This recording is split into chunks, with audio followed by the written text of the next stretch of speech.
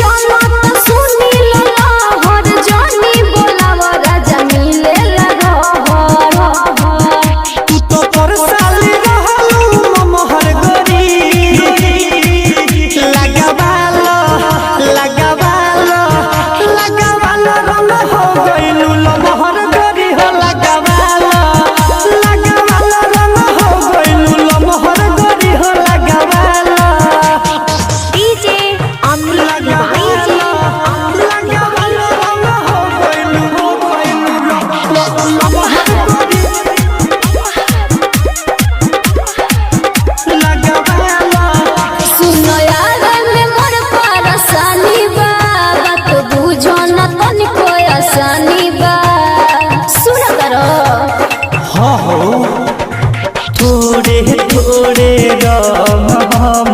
डलती दोनों हाथ धोई गले मलती सुनयावे में मोर परेशानी बा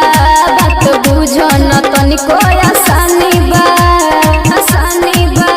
हम डाल मना सुन कुछ समहर गोरी लगावालो रंग हो गइलू लमहर गोरी हो लगावालो रंग हो गइलू लमहर गोरी हो लगावालो डीजे अमित तिवारी लगावालो रंग हो गइलू लमहर गोरी लगावालो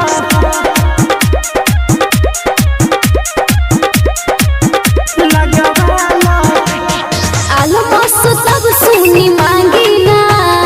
होलिया में सरसों के धानी ना बुझा तनु का हो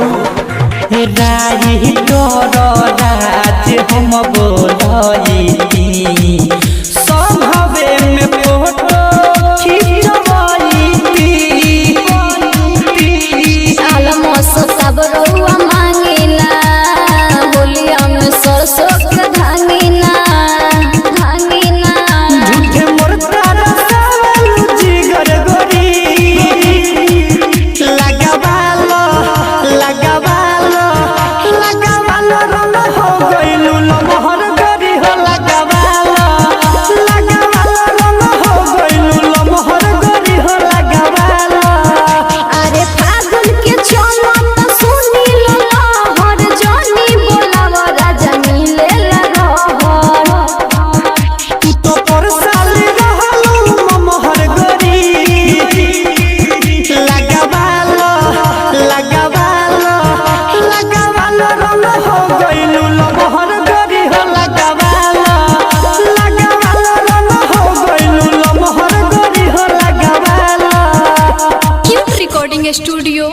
गुरुवालिया बाजार कुशीनगर।